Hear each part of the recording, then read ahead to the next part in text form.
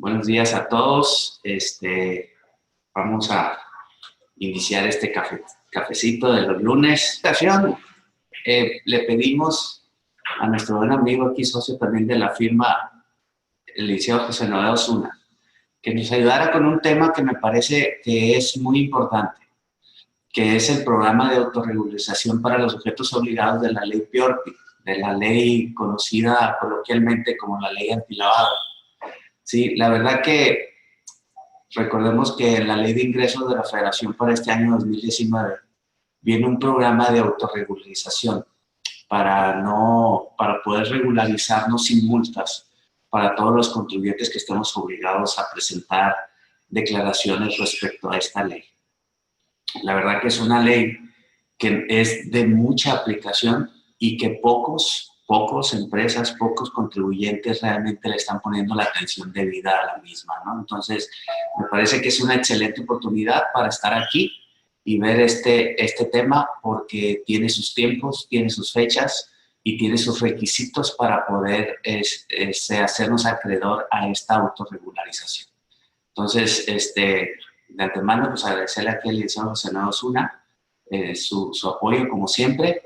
Y pues adelante. Buenos días a todos y a todas. Nuevamente agradezco la oportunidad que me da este foro para llegar a todos los colaboradores de Ramos Ortiz y Asociados, al igualmente a toda la firma de HR e inclusive los clientes que puedan estar conectados. Y efectivamente, como lo dice el contador Pepe Ramos, venimos a platicarles sobre el programa de autorregularización para los sujetos obligados de la ley contra el lavado de dinero.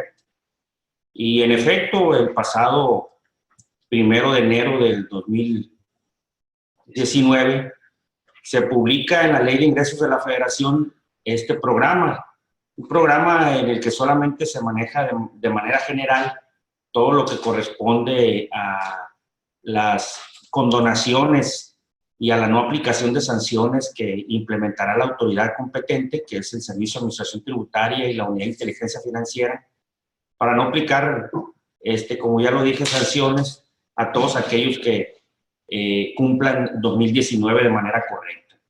Para eso son muchísimas presentaciones, diapositivas las que traigo preparadas. No las vamos a ver todas, pero sí vamos a hacer un repaso de los antecedentes de la ley antilavado. Primeramente, recordar que esta legislación se publicó en octubre del 2012 en el Diario Oficial de la Federación, y en sus artículos transitorios establecía que iba a entrar en vigor a partir de los 9 meses siguientes, es decir, a partir de julio del 2013. Y cuando se publicó esta ley, faltaba su reglamento. Se publicó el reglamento un mes después de que la ley entró en vigor, y a la semana siguiente se publicaron las reglas de carácter general. En ella se establecía que a partir del mes de septiembre empezaría los sujetos obligados a presentar avisos a la Unidad de Inteligencia Financiera utilizando el portal del Servicio de Administración Tributaria. Pero para eso existía lo que viene siendo las reformas fiscales para 2014 en ese entonces, y prácticamente esas reformas, que fueron muy impactantes, pues borraron prácticamente la aplicación de esta ley antilavado de dinero, y pues nos concentramos los que andamos en este negocio prácticamente en las reformas fiscales, ¿no? No obstante ello, muchos contribuyentes se dieron de alta, algunos otros no. Algunos se dieron de alta y no presentaron nunca avisos. Hace un año más o menos hubo una vigilancia por parte de las autoridades competentes, en este caso del Servicio de Administración Tributaria, y estuvieron requiriendo algunos avisos, informes, los cuales en la gran mayoría pues no estaban presentados, ¿no? Y hubo por ahí sanciones que vamos a comentar más adelante. Ok. Bueno, primeramente, como todo evento, hemos establecido aquí un objetivo general, que es precisamente que cuando lo concluyamos podamos identificar ese programa de implementación que va a ser autorregularizado por el propio sujeto obligado, con el fin de gozar los beneficios de la no procedencia de sanciones o la condonación de multas que se hayan fijado respecto al periodo de incumplimiento amparado. Ese periodo de incumplimiento amparado se refiere a septiembre del 2013 hasta diciembre del 2018. Luego entonces tenemos un temario. Vamos a repasar lo que vienen siendo las actividades vulnerables, las obligaciones que tienen los sujetos obligados de la propia ley, algo muy importante que es el uso de efectivo y metales preciosos como actos o operaciones prohibidas, las infracciones y sanciones, la vamos a pasar así rápidamente, y obviamente lo que nos interesa más es en qué consiste este programa de autorregularización, que no está completo, pero sí ya está un aviso por parte de la autoridad sujeta a la aplicación de sanciones de la ley antilavado. Y algunas recomendaciones y conclusiones. Bien, me voy a pasar rápidamente esto. Los antecedentes tienen que ver en estas láminas que ustedes tienen, pues cómo es el origen de lo que viene siendo el lavado de dinero, por qué se le llama esa forma, etcétera, etcétera. Entonces me voy a ir a esta parte rápida, algunas cifras relacionadas con los montos que de acuerdo a estudios que ha hecho la Secretaría de Hacienda y Crédito Público se está señalando como montos en los que estriba lo que viene siendo el lavado de dinero, ¿no? La definición de lo que es lavado de dinero y el delito, que aquí ustedes lo ven, que está establecido en el artículo 400 bis. ¿400 bis de qué? Del Código Penal Federal. Hay que recalcar algo aquí muy importante. Por un lado está el delito de lavado de dinero, que es que ustedes están leyendo y viendo en sus diapositivas. Y por otro lado están los delitos de la ley contra el lavado de dinero, que es una situación muy diferente. Que está aquí, ese artículo 400 bis del Código Penal Federal, es precisamente las penalidades, bueno, más bien la conducta que en este caso pudiese desarrollar algún sujeto y por el cual pudiese ser acusado por el delito de lavado de dinero, en el que ya tendría, aparte de la confiscación de todos los bienes que haya adquirido derivado del lavado de esos activos, pues también está incluido la pena privativa de la libertad. Es decir, este delito ya es propiamente la acción penal o de procuración de justicia que realiza la autoridad competente pues, para acusar a una persona por el lavado de dinero. Hay que recordar que como antecedente para que alguien sea sujeto al artículo 400 bis del Código Penal Federal es precisamente que tendría que haber una acusación por parte de la Unidad de Inteligencia Financiera. Acuérdense, bueno, y ahorita lo vamos a recalcar, que se presentan avisos e informes cada mes a la Unidad de Inteligencia Financiera a través del portal del SAT. La Unidad de Inteligencia Financiera que recibe esa información la procesa y si en todo caso considera que pudiese haber una posible acción de lavado de dinero, pues está obligada por ley a presentar una denuncia ante la Fiscalía General de la República acusando a una o varias personas por el delito de lavado de dinero. Entonces, es decir, primero se procesa una información que se le está enviando a la Unidad de Inteligencia Financiera, que la Unidad de Inteligencia Financiera es del SAT, es de la Secretaría de Hacienda, y que conjuntamente con el SAT aplica esta legislación de ley contra el lavado. Pero al conformar un expediente, un acuerdo, así se le llama, es precisamente cuando se decide por la Unidad de Inteligencia Financiera presentar una denuncia. Y esa denuncia la hace ante la Fiscalía General de la República, como ya lo he repetido, donde hay también una unidad especial, pero ya para efectos de la persecución del delito, y que finalmente esta es la que realiza todas las investigaciones de campo con toda esa información recibida por la Unidad de Inteligencia Financiera y le solicitan, en este caso, si es que procede, una orden de aprehensión a los juzgados de distrito del Poder Judicial de la Federación, pues, para que se detenga a tal o cual persona, ¿no? ¿Por cuál? Por el delito de lavado de dinero, o recursos, perdón, o operaciones con recursos de procedencia ilícita, que realmente así se llama el delito de lavado de dinero, ¿no? Entonces, no hay que confundir, insisto, el delito de lavado de dinero con los delitos que trae la ley antilavado, que es muy distinto, ¿no?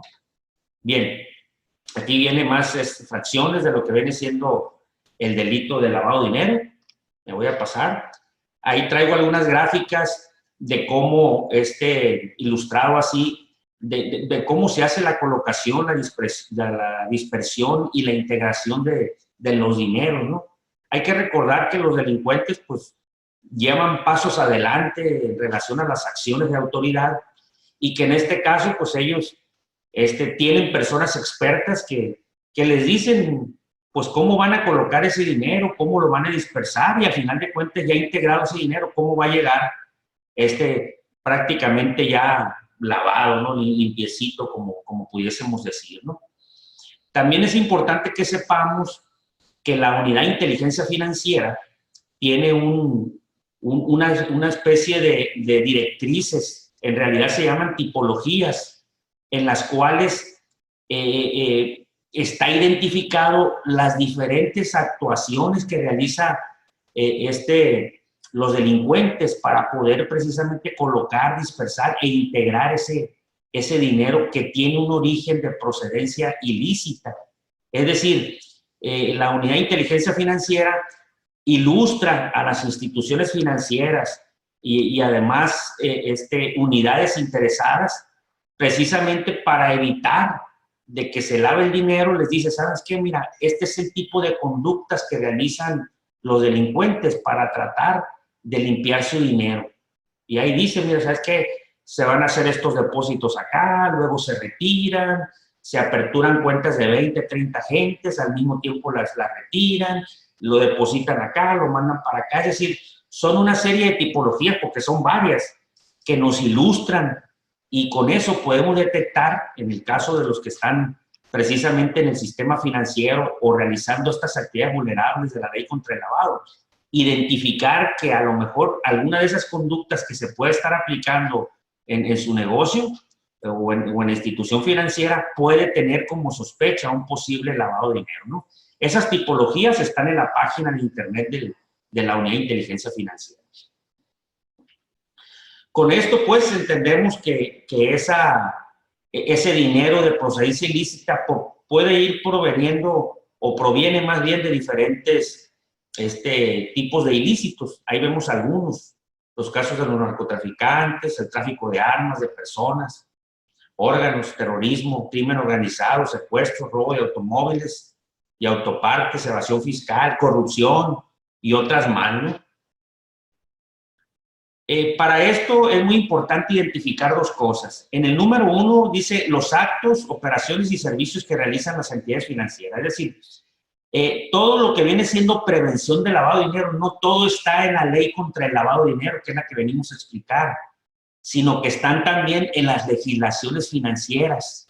Y en las legislaciones financieras que ya fueron reformados tiempo atrás, están algunos tipos de acciones que llevan a cabo esas entidades financieras, llámese bancos, llámense SOFOM, llámense centros cambiarios, llámense casas de cambio, llámense uniones de crédito, llámense almacenes generales de depósito, entre otros, ¿no? Es decir, por un lado, la prevención del lavado de dinero está en lo que viene siendo los actos o operaciones que realizan las actividades financieras, que acabo ahorita de comentar algunas de ellas. Y en el número 2, las actividades económicas que por su naturaleza y características lleven a cabo las entidades no financieras, es decir, todo aquello que no es banco, que no es institución bancaria, se regula conforme a la ley antilavado.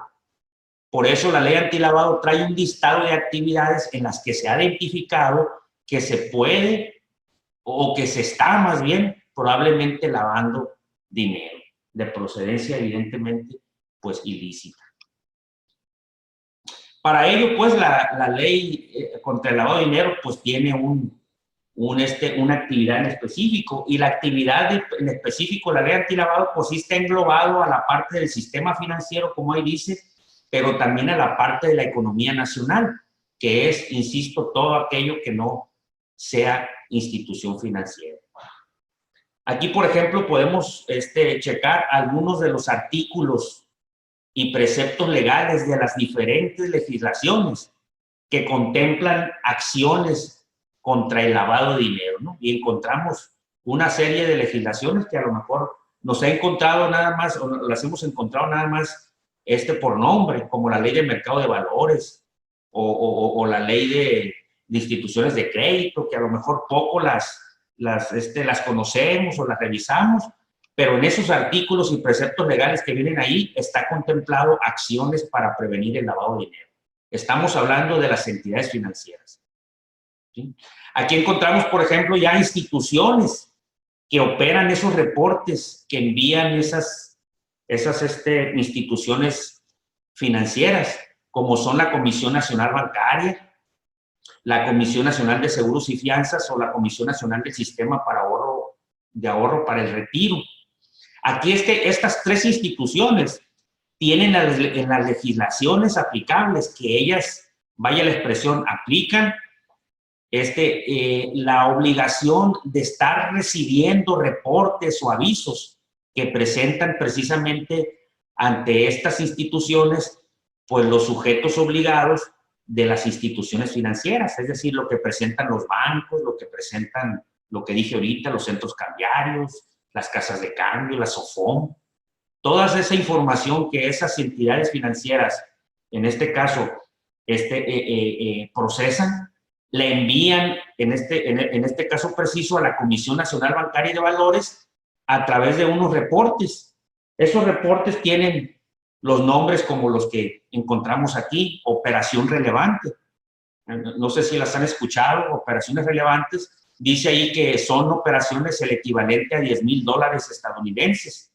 Es decir, algunos depósitos, algunas transferencias, algún movimiento de dinero que pueda ser por esa cantidad o superior, genera un sistema de alerta en esas entidades financieras y están obligadas las entidades financieras a reportarlo a la Comisión Nacional Bancaria y de Valores y esta a su vez a remitirlo a lo que viene siendo la unidad de inteligencia financiera. Algunas otras operaciones, como las operaciones inusuales, que tiene que ver mucho con lo que se refiere a los promedios de depósitos que se están haciendo en esas instituciones financieras y que de repente por ahí, como su nombre lo indica, hay un depósito inusual, o sea, un reporte que supera los promedios de depósitos de cualquier otro y que evidentemente ahí pues les llama la atención, se genera esa alarma roja, digamos, y la propia institución financiera pues reporta inmediatamente, en este caso, a la Comisión Nacional Bancaria y esta a su vez a la Unidad de Inteligencia Financiera que hubo ahí una operación inusual, ¿no? Entonces ya se investiga y de esa manera pues se actúa, ¿no? Alguna otra operación es esta, operación interna preocupante, que propiamente no tiene que ver con depósitos de dinero, sino más bien con conductas, actividades o comportamientos de las personas que pueden ser directivos, funcionarios, empleados o apoderados de esas entidades financieras. Dice aquí que por sus características pudiera contravenir o vulnerar la aplicación de lo dispuesto en la ley y en sus disposiciones. Estamos hablando aquel funcionario, aquel directivo, aquel empleado que, pues que no concuerde el tipo de activos, de riqueza, digamos, que pueda tener cuando precisamente, digamos, si es un empleado, tiene un sueldo X, ¿no? En la institución financiera y no concuerda su vida externa a lo que realmente está percibiendo económicamente en su trabajo, ¿no? Esas operaciones internas y preocupantes, pues, también son motivos de informes, de reportes a la Unidad de Inteligencia Financiera a través de la Comisión Nacional Bancaria y de Valores. Para ello, esas instituciones financieras requieren tener, pues, un sistema automatizado, muy amplio, precisamente, inclusive electrónicamente, que pudiera generar esos sistemas de alerta que inmediatamente, en consecuencia de ello, inclusive se puedan bloquear los activos, en este caso los dineros que están en ciertas cuentas bancarias. No sé si en algunos casos a ustedes les haya tocado, a mí obviamente me ha tocado algunos casos de esos en los que de repente el cuentaviente va a la institución financiera, pretende retirar su dinero y resulta que está inmovilizado. Entonces una persona, y muchas veces es el ejecutivo de cuenta, le entrega un documento y le dice, ¿sabes qué? Están inmovilizados tus recursos y para poder informar, tienes que ir a la unidad de inteligencia financiera en la Ciudad de México y tienes 10 días para presentarte y tienes que llevar todas las pruebas y todos los documentos e informes que necesites, precisamente para justificar que el dinero que tienes en esa cuenta que te acabamos de inmovilizar, pues es un dinero de procedencia ilícita. Para eso, la unidad de inteligencia financiera y las mismas instituciones financieras ya trabajaron y tienen una especie de cuadernillo que se llama acuerdo y que a ese acuerdo le dan un número y en ese acuerdo viene todo el historial de esta situación. Es decir, la unidad de inteligencia financiera ya identificó qué actividad tú realizas, qué actividad diste hasta la institución financiera cuando aperturaste las cuentas bancarias, cómo está registrado fiscalmente, qué información diste al Servicio de Administración Tributaria, donde le dijiste qué actividad tenías, o bien si no lo hiciste, cuando supuestamente tú dices tener una actividad. También los casos en los depósitos.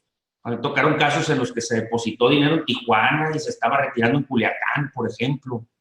No sé, mucha información, y no solamente tuya como cuentaviente, sino también si esas cuentas las tiene tu esposa, tu esposo, tus hijos o cualquier otro familiar, tus papás. También esas cuentas se inmovilizan. Y evidentemente si tú estás inmiscuido en alguna representación de una sociedad o asociación, pues igualmente también esas cuentas se inmovilizan. Entonces, es toda una investigación que se realiza derivado de esos reportes que envían las instituciones financieras y de ahí se genera, insisto, un acuerdo. En ese acuerdo, en sus artículos finales o en sus puntos petitorios al final, se ordena si en todo caso se reúnen elementos que la unidad de inteligencia financiera, a través del funcionario autorizado de esta unidad, presente una denuncia ante la Fiscalía General de la República, lo que era antes la PGR. ¿Sí? Entonces ahí estamos hablando que ya reportes que mandaron las instituciones financieras ya tienen una consecuencia, y esa consecuencia podría ser lo que dijimos al principio, una denuncia por el delito de lavado de dinero. Bien, aquí la supervisión y verificación, como ya lo decía, está desde dos perspectivas. Primero, lo que dicen las legislaciones financieras, que ya vimos algunos artículos. Y segundo, lo que menciona la ley contra el lavado de dinero.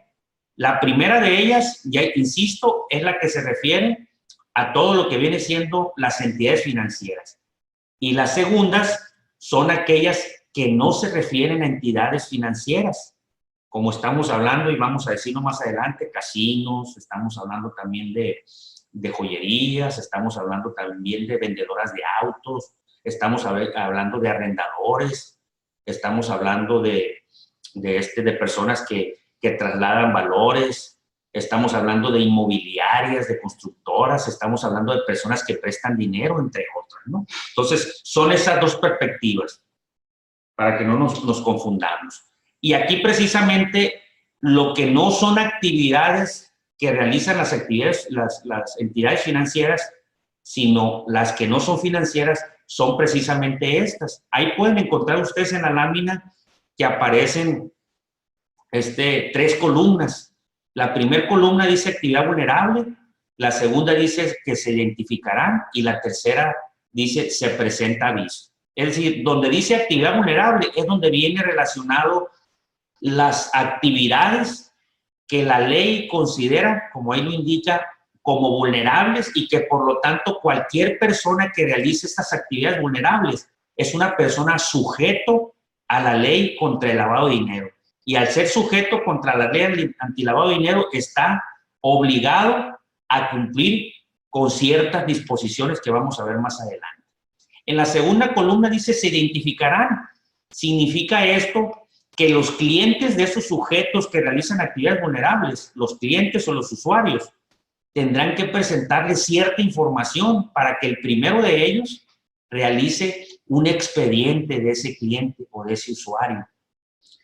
Y en la tercera columna significa que cuando las operaciones con esa persona que realiza actividad vulnerable, su cliente, supera la cantidad que viene en la tercera columna, pues el sujeto obligado de la ley antilavado está, vaya la expresión, obligado a enviar la información de ese cliente o de ese usuario a la unidad de inteligencia financiera utilizando el portal del Servicio de Administración Tributaria. Un ejemplo, el primero, juegos, sorteos con apuestas, juegos con apuestas y concursos. Por ejemplo, aquí están los casinos.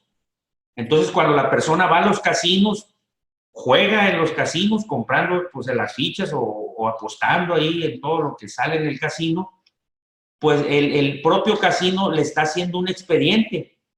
Ese expediente se lo va a hacer cuando las compras de esas fichas o de esas participaciones que él tenga sean igual o superior a los 325 unidades de monetaria actualizada, las famosas UMA, que para este año su valor es de 84 pesos con 49 centavos. Entonces, si multiplicamos 84.49 por 325, nos va a dar el importe por el cual el casino me va a hacer un expediente por esas fichas, por esas apuestas que yo hice, ¿no? Y obviamente, si yo rebaso las 645 UMA, la información mía que haya obtenido el casino por estar comprando o haberme ganado premios inclusive, lo va a enviar a la unidad de inteligencia financiera a través del portal. ¿Sí? Algo muy importante, me pueden decir, bueno, ¿y qué tanto tiempo tiene que llevarse para poder que me reporten? Bueno, quiero indicarles que son en un periodo de 6 meses. Es decir, que si en un mes tú no alcanzas las 325 UMAS, pero a los 4 meses ya prácticamente gastaste dinero por cantidad igual o superior a esta, entonces ya vas a tener un expediente, ¿no? Si no lo hiciste en un mes, probablemente se vaya al siguiente mes o al otro, ¿no? Y cuando rebases, como ya lo dije, los 645 UMA en ese periodo de los 6 meses, pues evidentemente ya la información tuya se va a enviar a la unidad de inteligencia financiera, ¿no? También está como actividad vulnerable el gasto mensual acumulado en tarjetas de servicios de crédito otorgadas por entidades no financieras. Fíjense cómo recalca aquí entidades no financieras, porque puedes tener tarjeta de crédito de un banco, pero también puedes tener tarjeta de crédito de una tienda departamental, ¿sí? Llámese Liverpool, llámese Coppel, llámese Costco, llámese Sears, etcétera, ¿no? A esas se refiere esas tarjetas de crédito, ¿no? Si tú gastas ahí y es por un monto mensual, ahí sí es mensual, de 805 UMA, pues te van a identificar, te van a hacer un expediente. Y si tu compra en ese mes rebasa las 1.285, pues la información tuya, la misma tienda departamental la estará enviando a la unidad de inteligencia financiera. Los casos también de comercialización de tarjetas prepagadas emitidas por entidades no financieras. No voy a abordar mucho de ello, pero ahí están vales, cupones, monederos y cualquier, dice la ley, instrumento que almacene valor monetario. Están ahí. Entonces, la actividad vulnerable es que cuando se comercialice con esas tarjetas. También en los casos de cheques de viajero, no es muy frecuente pues esto aquí en nuestra región, pero ahí está como actividad vulnerable. Lo que sí es frecuente, algunos clientes que se pudieran tener que ofrecen habitual o profesionalmente operaciones de mutuo, crédito o préstamo, sea con garantía o sin garantía, o sea, los que prestan dinero. Nada más que hay que recalcar algo muy importante. En nuestras actividades como contadores, como abogados, nos encontramos mucho, por ejemplo, que el socio le presta a la sociedad o la sociedad al socio. En esos casos no estamos hablando de personas que prestan dinero y que las ofertan al público. Solamente aquellas que hacen un ofrecimiento al público de estos préstamos son los que se consideran actividades vulnerables. Por ejemplo, podemos tener algunos clientes que son precisamente esos negocios donde dejas el empeño, una cadena, una pulsera, un auto inclusive, o hasta las escrituras de un inmueble. Pues ahí sí, pues porque ese tipo de empresas de empeño y que te prestan dinero a cambio de ello, pues realizan esa actividad de forma normal, ¿no? Y cualquier persona que se presente llevando una garantía o inclusive no llevándola, pues ya ese tipo de empresa tiene que estar obligada, o está obligada más bien, a identificar cuando siempre al cliente. O sea, ahí aunque te preste 200 pesos, te va a identificar, pero cuando te presente 1,605 UMA o más, ahí en este caso la información tuya que recibiste el préstamo, la que te prestó, lo va a tener que informar a la Unidad de Inteligencia Financiera a través del portal del SAT. José Noé, sí. Aprovechando, una de las preguntas más frecuentes que nos hacen los clientes es si una empresa que es mi hermana le prestó a la otra empresa que también es su hermana, que si tiene que reportar ese tipo de información. Sí, muy buena pregunta la que me hace Pepe. Miren, en julio del 2014 hubo una modificación a las reglas de carácter general, específicamente el artículo 27 bis de las reglas de carácter general.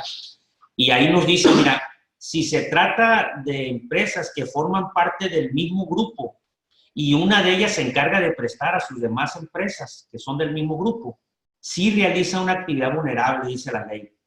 Pero vas a hacer nada más expediente de esas empresas que forman parte del grupo financiero.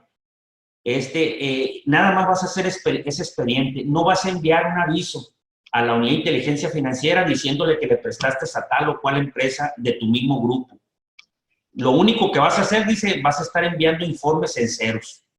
Entonces, por lo tanto, en este caso de esos préstamos entre empresas de un mismo grupo, aquella que se encarga de hacer los préstamos sí va a ser un expediente de las que reciben los préstamos. Pero para enviar un aviso no va a enviar la información de la misma empresa que recibió el dinero, sino más bien va a enviar un informe en ceros. Es nada más eso, pero sí se tiene que dar de alta y se tiene que cumplir. El monto no importa porque siempre va a ser identificado, ¿no?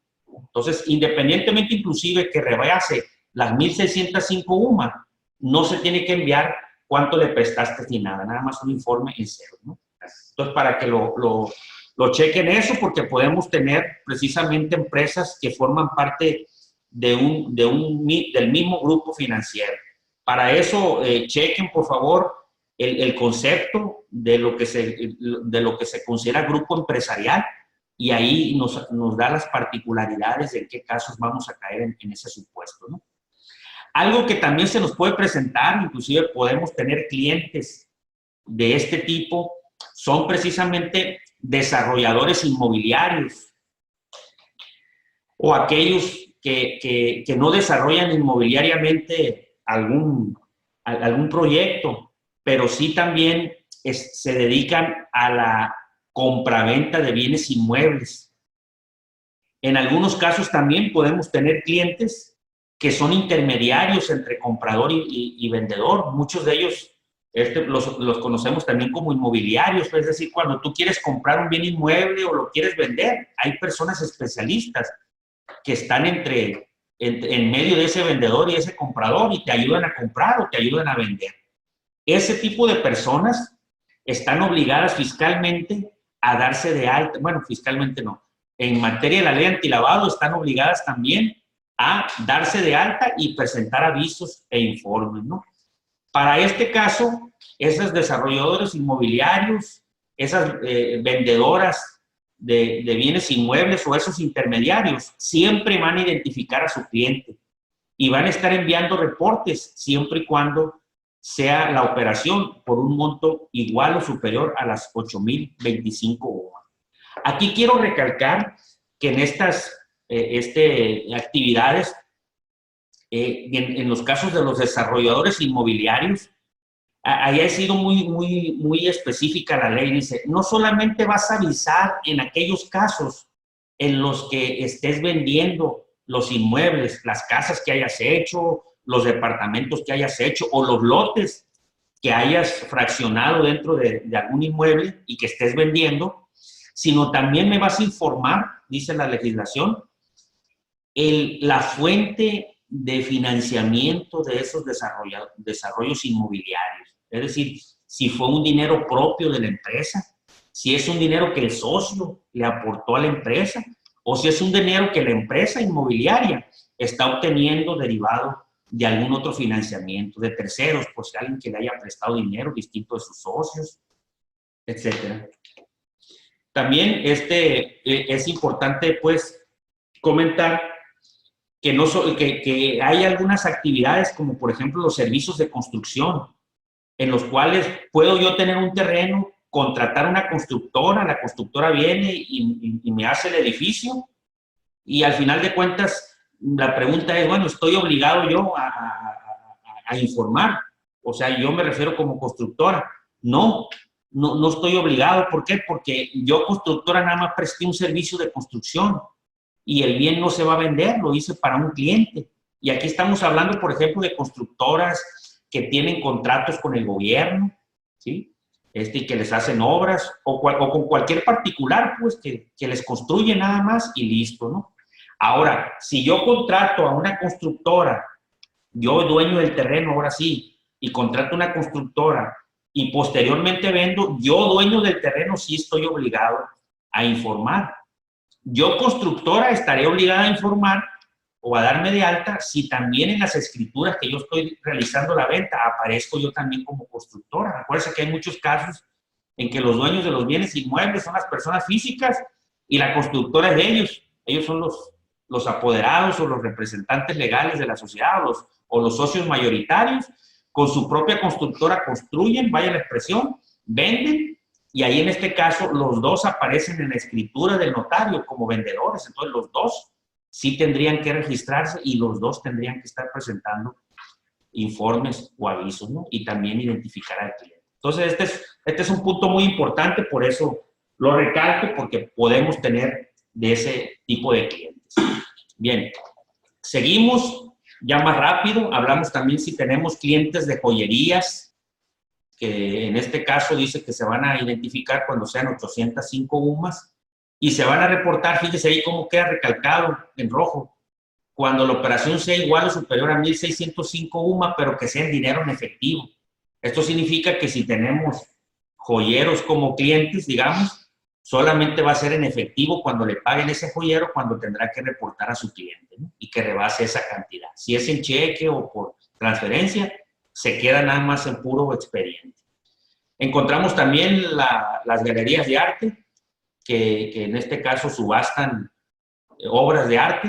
No creo que haya, pero bueno, está. Blindajes de vehículos y de inmuebles, igual tampoco, pero sí podemos tener clientes que comercialicen o distribuyan habitual o profesionalmente vehículos aéreos, marítimos, en especial aquí terrestres. Aquí estamos hablando de todas las agencias automotrices, ¿no? Si tenemos como cliente alguna agencia automotriz, pues esa agencia automotriz sí tiene que darse de alta y presentar informes. ¿En qué caso? Cuando los vehículos que en este caso esté vendiendo sean igual o superior a 3,200 UMA, va a identificar al cliente. Y cuando esos vehículos que se vendan rebasen las 6,420 UMAS, pues entonces la información de ese cliente se va a enviar a la unidad de inteligencia financiera a través del portal del SAT. Si tenemos clientes de traslado, custodia de dineros o valores, estamos hablando aquí de Panamericana, que es la que conocemos, ahí dice que siempre va a identificarse ese cliente y se va a enviar la información de ese cliente que pidió los servicios de la Panamericana cuando se rebase las 3,200 UMAS. Si tenemos también, aquí muy importante, el Colegio de Contadores Públicos, bueno, el Instituto Mexicano de Contadores Públicos emitió el folio número 12, en el cual está exhortando a todo su gremio de contadores, ¿sí? Ya sean los que trabajan en forma independiente, todos los que trabajan en forma independiente, ya sea directamente a través de su persona o a través de sus despachos. Dice ahí que la Unidad de Inteligencia Financiera está señalando que esos prestadores de servicios como en el caso de los contadores y obviamente también de los abogados, sí prestamos servicios en los cuales preparamos o en nombre y representación de nuestros clientes hacemos compraventa de bienes inmuebles o la cesión de derechos sobre estos inmuebles. Si administramos y manejamos recursos, valores o cualquier otro activo, si manejamos o preparamos cuentas bancarias de ahorro o de valores, organizamos aportaciones de capital o cualquier otro tipo de recursos para la constitución, operación y administración de sociedades mercantiles.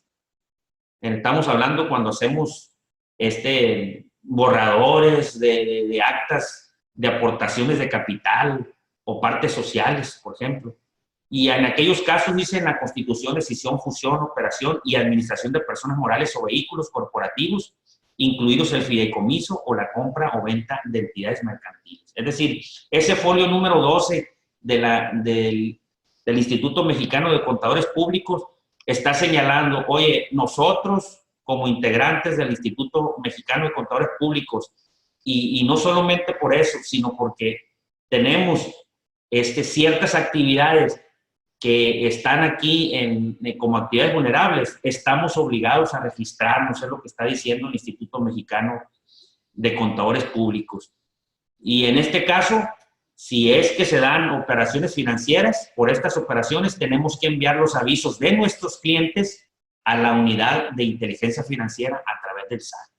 Pero aquí también está señalando ese folio número 12 del Instituto Mexicano de Contadores Públicos, de que aquí también están lo que le llaman las outsourcing, que tenemos quizás o que tienen algunos de nuestros clientes, en los cuales esas outsourcing considera los criterios de la unidad de inteligencia financiera que realizan servicios profesionales independientes, lo hacen a través, por lo general, de sociedades civiles.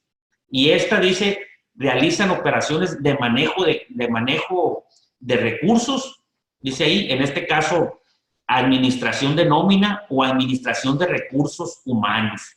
Entonces, si estamos hablando de esta administración de nómina o manejo de nómina y lo que viene siendo la administración de recursos humanos, si tenemos esa actividad y estamos facturando de esa forma, sí nos dice ese folio número 12 a través de ese criterio de la unidad de inteligencia financiera que estamos obligados a darnos de alta y a presentar avisos mensualmente. ¿Cuándo? Siempre vamos a identificar a nuestro cliente. Y entonces, cuando haya una operación, que por lo general hay operaciones en dinero, ¿sí?, porque facturamos, se va a avisar a la unidad de inteligencia financiera. Entonces, también es muy importante porque podemos tener clientes de este tipo.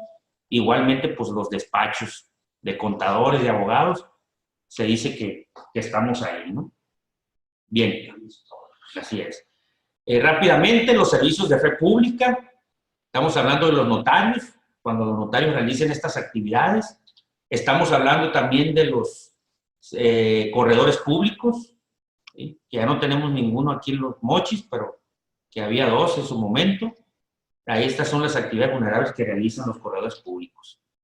Pero sí podemos tener donatarias. Y cuando hablamos de donatarias, no solamente son aquellas que están autorizadas por el SAT para recibir donativos, sino aquella asociación que no tenga fines de lucro, pero que sí reciba dineros en donación.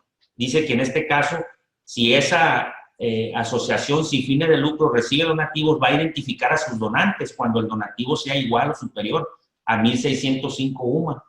Y cuando se rebasen los 3,200, ahí en estos casos se tiene que hacer un expediente del donante. También las arrendadoras de inmuebles también están aquí. En este caso, tendría que tener una renta mensual de 1,605 UMA, que son aproximadamente unos 135,000 pesos más o menos, que esté cobrando mensual por cliente o por arrendatario. Es cuando la tengo que registrar y enviar aviso a la unidad de inteligencia financiera cuando rebase el doble, o sea, las 3,200 UMA. Si esas arrendadoras de bienes inmuebles en su renta mensual por cliente no rebasa esas 1,605 UMA, ni siquiera las tenemos que dar de alta, ¿sí? Y finalmente, en estas actividades vulnerables encontramos lo que viene siendo los agentes o apoderados aduanales, que pues aquí hay muy pocos, pero cuando estos agentes o apoderados aduanales realicen la importación de algunos de estos bienes, en este caso están obligados a identificar a esos importadores y obviamente también a dar aviso cuando se rebase en monto las cantidades, en este caso de joyas y obras de arte que aparecen ahí de 485 UMA y de 4.815 UMA. Esas son pues las actividades vulnerables. Aquí están las dos autoridades que para efectos de la ley antilavado la aplican, es la Unidad de Inteligencia Financiera, ya lo dije, y el SAT. Y en el caso de procuración de justicia o penal, como le puse ahí, en la Fiscalía General de la República. Y ahí tiene una unidad especializada en análisis financiero. Esta es la que recibe las denuncias que hace un momento comenté, que le presenta la Unidad de Inteligencia Financiera. Entonces, esta unidad especializada en análisis financiero de la Fiscalía General de la República es la que finalmente presenta las denuncias, abre una carpeta de investigación y solicita a los juzgados de distrito que en todo caso emitan una orden de aprehensión. Nos vamos a las obligaciones rápidamente. ¿Y qué tenemos como obligaciones? Identificar a los clientes, verificando su identidad con credenciales o documentación oficial. Tenemos que solicitarles información sobre la ocupación o actividad que desarrollan. Si nos proporciona esta persona su constancia de situación fiscal donde viene la actividad que se realiza, con eso es suficiente pues como documento para que lo tengamos en el expediente. Solicitarles también información a nuestros clientes acerca del dueño beneficiario para que exhiba documentación oficial que permite identificarlo. Cuando estamos hablando de dueño beneficiario, les voy a poner un ejemplo. Vamos a poner el caso de las inmobiliarias que decíamos ahorita, ¿no? Las que venden bienes inmuebles. Ella, acuérdense que es la sujeto obligado. José Noé Osuna CRC le va a comprar un terreno a esa inmobiliaria. La inmobiliaria tiene que hacer un expediente de José Noé Osuna, ¿sí? Y entonces, aquí en este caso, ese expediente de José Noé Osuna tiene que tener en la inmobiliaria un cuestionario con el nombre completo de José Noé, la dirección de José Noé, la actividad que realiza José Noé, pero soportarlo también con documentos, el comprobante de domicilio, la identificación. Ahora, si el cliente, en lugar de ser José Noé, es la empresa SADCB y José Noé es el socio accionista mayoritario de esa sociedad anónima de CB, en este caso el cliente es la sociedad anónima y José Noé Osuna es el beneficiario controlador o el dueño beneficiario. Entonces la inmobiliaria tiene que hacer un expediente de la sociedad anónima de CB, que es su cliente, pero también agregarle ese expediente la información y la documentación de José Noé Osuna CDC, porque José Noé Osuna CDC es el que manda sobre esa sociedad en el fondo, ¿no? Entonces, eso es lo que se le llama dueño beneficiario o beneficiario controlador, para que lo tengan muy presente, ¿no?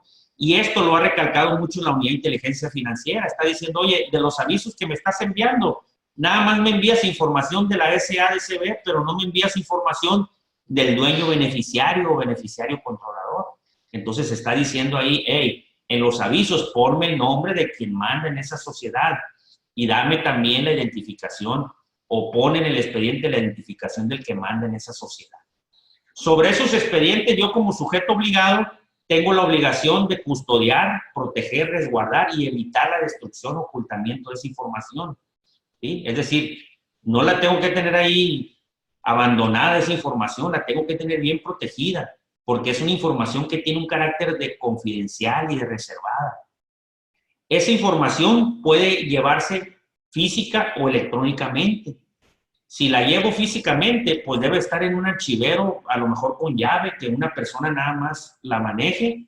Y si está electrónica, pues en mi computadora, pero con una clave para abrirla, con todo lo que viene siendo los soportes informáticos y demás que se ocupan para que esa información no se pierda, ¿sí? No le entre un virus y que de repente desaparezca, ¿no? También tengo obligación de brindar a la autoridad cuando realice una visita de verificación, cuando me realice una visita para checar mis expedientes, tengo que proporcionarle la información que me esté solicitando. Evidentemente, las obligaciones de presentar los avisos e informes que ya comenté, y en el caso de las personas morales, tienen la posibilidad de designar un representante encargado de cumplimiento. Es decir, las personas morales puede nombrar a una persona que se encargue específicamente de eso, ¿no? Que sea una tarea propia interna de esta persona, ¿no? Y de esa manera nadie más mete mano más que la misma persona designada. En el caso de las físicas no hay forma de designar a otra persona, tiene que ser la propia física. Pero en el caso de las morales, digo, existe esta figura que se llama representante encargado de cumplimiento. Bueno, como estamos prácticamente en tiempo, nos vamos a ir a la última lámina, por favor. Y en este caso voy a señalar lo que viene siendo el programa de autorregularización, que es precisamente el que venimos a platicar, ¿no? Un programa de autorregularización que no está completo, en razón a que falta que se emitan las reglas de carácter general. Ahí pueden ver ustedes una parte de eso. Ya lo dije al principio, es el artículo 14º transitorio de la Ley de Ingresos de la Federación. Y dice aquí, los sujetos obligados que no se encuentren al corriente en el cumplimiento de dichas obligaciones por el periodo de julio a diciembre del 2018, dice aquí y se recalca, podrán implementar programas de autorregularización previa autorización del SAT, siempre que se encuentre al corriente en el cumplimiento de sus obligaciones de 2019. ¿Qué estamos hablando aquí en específico? Primero, ya identifiqué que soy un sujeto obligado. No hice nada de 2013 a 2018, ni siquiera me di de alta, y si me di de alta no presenté ni avisos.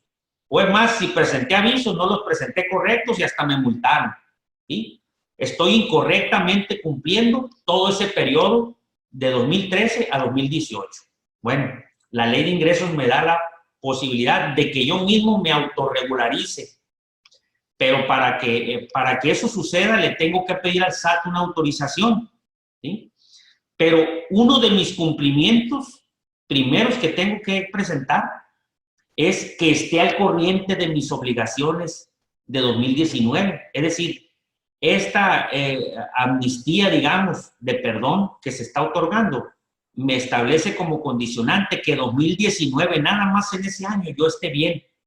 Y si estoy bien en ese año, todo lo anterior que no hice o que lo hice mal, va a estar condonado si me aplicaron multas. Es decir, las multas me las van a perdonar.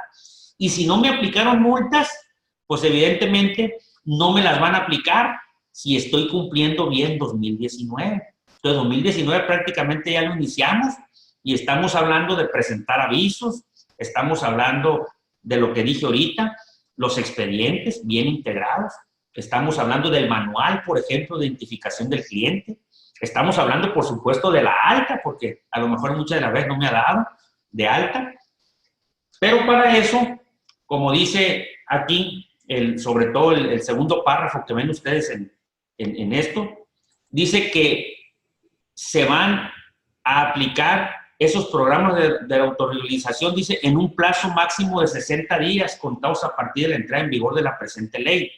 Específicamente esos 60 días es la publicación que el SAT va a hacer de reglas de carácter general, donde nos van a decir qué requisitos tenemos que cumplir para solicitar esa autorización al Servicio de Administración Tributaria, que me autorice el SAT y obviamente estar cumpliendo 2019 para que, en este caso, insisto, no se me apliquen sanciones y si se me aplicaron sanciones, se me puedan condonar, se me puedan perdonar. Entonces, es muy importante, pues, lo que les estoy comentando, porque estamos hablando de un año nada más en el que tenemos que empezar a cumplir bien para borrar todo lo de atrás y esperar, en este caso, a que salgan esas reglas, porque ahí va a decir cómo va a ser mi autorización, la que voy a pedir. Si lo voy a hacer por escrito, si lo voy a hacer a través de un portal, qué requisitos me van a pedir, etcétera, ¿no? Seguramente uno de los requisitos va a ser que me dé de alta, no sé, me imagino, porque no se han dado de alta, entonces hay que tener mucho cuidado con eso, porque estaríamos ya, si somos sujetos obligados, prácticamente ya debemos de saber que estábamos obligados a presentar esos avisos, esos informes, ¿no? Entonces, si no lo estamos haciendo, pues hay que hacerlos, precisamente para cuando llegue el momento en que tengamos que presentar y solicitar esa autorización, pues ya estemos avanzados, ¿no? Bien, pues eso es todo de mi parte. No sé si haya algún comentario, alguna duda. Recuerden, muchachos, que tenemos ahí la posibilidad de preguntar a través del chat o de preguntar en vivo, ¿no? Si tienen alguna pregunta, pues pueden ya hacerlo de manera directa, ¿no? Ya seguramente les dejó José Noé las cantidades de las multas que el incumplimiento de estas obligaciones tenemos, ¿no? Entonces, la verdad que son multas muy, muy grandes y lamentablemente no hay muchas excepciones en la ley para decir que este tipo de contribuyentes, que aunque esté chico, esté exento de estas obligaciones. Ahí lo importante es que realice la actividad. Realizando la actividad, pues está obligado a, ¿no? Entonces eso es algo sumamente importante que tenemos que tener mucho cuidado, ¿no? Entonces, la idea de tener este cafecito con este tema, precisamente es para aprovechar este esquema de autorregulación antes de que se nos acabe el tiempo, ¿no? En el pasado, no hace mucho, pero sí tuvimos unos requerimientos por parte del SAT sobre obligaciones, ¿no? Entonces, que la verdad es que ya nos empezaron a llegar una serie de requerimientos importantes, ¿no? Bueno, aquí nos están formulando a través del chat una pregunta. Dice, en caso de venta de un bien inmueble a un extranjero, ¿qué se necesita documentar en el expediente? Mira, aquí en este caso hay que revisar los anexos de las reglas de carácter general. Me parece que en el anexo número 3 dice ahí los requisitos cuando tu cliente es extranjero, pero es persona física. Ahí dice lo que le tienes que pedir. Y me parece que el anexo número 5 o 5, me parece, viene los requisitos cuando tu cliente extranjero es persona moral. Vienen varios supuestos, porque acuérdate que el extranjero puede estar en diferentes estatus legales aquí en nuestro país. Ya ves que puede estar temporalmente, algunos otros ya permanentemente, entonces vienen varios supuestos, pero checa ahí los anexos. Esos anexos salieron en agosto del 2013. Cuando salieron las reglas de carácter general, salieron esos anexos y ahí vienen los requisitos, dependiendo en este caso, tío, si es nacional o extranjero, y si es extranjero, bajo todas las modalidades, cuando es persona física y cuando es persona moral, para que lo verifiques, porque hay que recordar también, en las experiencias que yo tuve de revisiones que se hicieron, cualquier requisito, fíjate, requisito o cualquier documento que no esté en el expediente es una multa de 200 suma mínimo. O sea, más o menos me parece, bueno, no sé si sea así, pero es más o menos como 16,000, 17,000 pesos por ahí, ¿no? Entonces, para que lo tomen muy en cuenta. Dice, también buen día, la redacción del manual, ¿hay algún borrador que se debe contener? Mira, el manual es una obligación y dice la ley que se tiene que presentar cuando te hagan una revisión. En este caso, por lo general, si te hacen una revisión de visita de verificación, lo tienes que exhibir. El manual realmente dice ahí que tiene que establecer las políticas de identificación al cliente, que tiene que traer, ahí viene también en el material, lo puedes checar casi al último, viene por ahí, algunas características, pero cada empresa, cada sujeto obligado tiene una forma de trabajar diferente. Entonces, prácticamente el manual es la actividad que tú estás haciendo, que en este caso es la vulnerable, y cómo van a llegar a determinar en qué momento vas a pedirle la información a tu cliente y en este caso si les aplicarás medidas de riesgo más estrictas que a otro, porque también dice ahí, si tú identificas que tu cliente es de bajo riesgo, entre comillas dice que la información que tú le vas a requerir es un poco más light, si me permite la expresión, porque tú ya lo conoces de tiempo atrás, pero si te llega un cliente nuevo, con ese tienes que ser más estricto, porque no lo conoces, ¿no? Entonces, vaya, el manual es una característica específica de acuerdo a tu empresa, a la que estás obligado, ¿sí? Sí, sigue una directriz en forma general, claro que lo sigue, ¿no? Pero al final de cuentas no puede ser copiado de alguna otra, o sea, no te lo puedes fusilar y decir, lo agarro porque es de inmobiliaria y ahí lo tengo, no. Revísalo, porque tienes que poner paso por paso cómo realizas tu actividad y en qué momento identificas al cliente, en qué momento le pides información, etcétera, ¿no? No es un machote, pues. Exacto, exacto. Hay una pregunta aquí, licenciado, respecto a toda esa información que debemos de tener del cliente, de mi comprador, o del que yo le presté el servicio. ¿Qué hay con la ley de protección de datos personales respecto a toda esa documentación que tengo que guardar? Me suena a que forzosamente tengo que darle cumplimiento también a la ley de protección de datos personales, ¿verdad? Sí, por supuesto.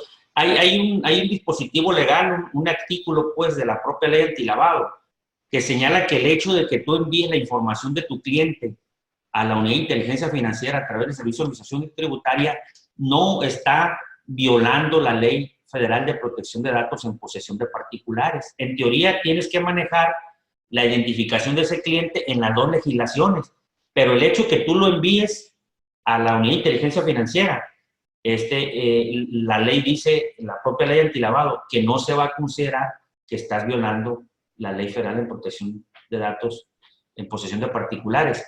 Y por lo tanto, pues no te puedes sancionar si en este caso te revisan los órganos revisores de esta ley, ¿no? Pero obviamente hay que cumplir con la ley de protección de datos personales. Por supuesto, ambos tienen que ir paralelos, exactamente. Aquí creo que tenemos otra pregunta, dice: buen día, en relación a los préstamos que se realizan dentro de un grupo empresarial, socios o mismas empresas, por el solo hecho de realizarlos una vez y caer en la obligación de darme de alta e informar.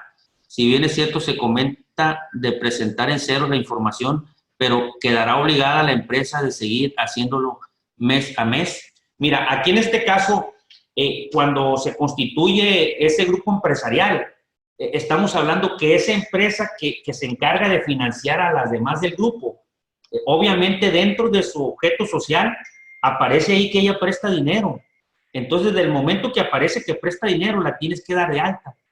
¿Por qué? Porque acuérdate que uno de los conceptos que estábamos viendo ahí ahorita en los sujetos obligados señala quien realice de manera profesional o habitual, dice, los servicios en este caso, aquí esta empresa entraría por la parte profesional porque en su objeto social trae esa actividad.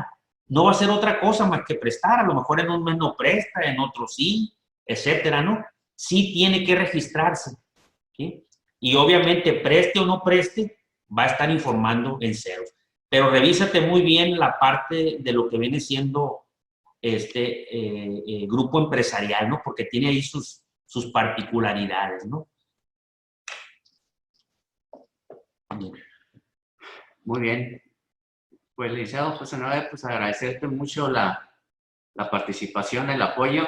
José Noé es abogado aquí que nos ayuda en la firma y la verdad es que en varias ocasiones nos ha estado ayudando aquí con el cafecito, ¿no? Cuando son temas así más jurídicos, él nos apoya mucho con esto, ¿no? Y agradecerles a todos el tiempo. ¿Hay otra pregunta? Sí, dice, en relación a la pregunta anterior, si fue una operación esporádica, ¿no hay obligación de informar?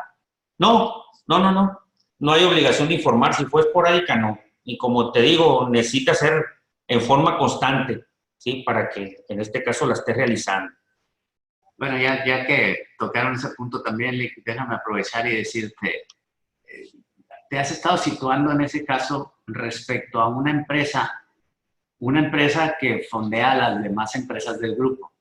Pero es muy común en las empresas, en los grupos empresariales, es que no hay una que fondea a las demás, sino que la que tiene dinero le manda dinero a la otra y a la otra y a la otra y es un prestadero entre todos, ¿no? Es el mismo caso, ¿eh? Y los efectos son iguales. Exacto, es lo mismo. Es lo mismo, ¿eh? Así es. Ahora, así es. Otra cosa, aprovechando también, y aprovechando la pregunta ahí de lo esporádico. ¿Hay una definición en la ley que me diga cuándo es esporádico y cuándo es habitual? No, en la ley no. Sacando el concepto, pero ya del diccionario habitual, dices cuando lo haces 2 o más veces, ¿no? Sin que tenga una limitación en la temporalidad. O sea, lo hiciste una vez y lo volviste a hacer, el diccionario dice que ya se considera que es habitual. Y es habitual. Así es. Entonces, por eso ha recalcado mucho en el caso de los préstamos, fuera de las actividades, dice, si lo ofertas al público en general, o sea, si estás abierto, pues, porque también puedes hacerlo 2 o más veces, pero no te dedicas a eso, pues. ¿Sí? Okay. Entonces, por eso maneja las dos situaciones, profesional o habitual, porque puede ser que no lo tengas en tu objeto social, pero lo vienes realizando. Okay. Muy bien. Pues de nuevo, agradecerte, José Noé, y agradecerles a todos ustedes su atención.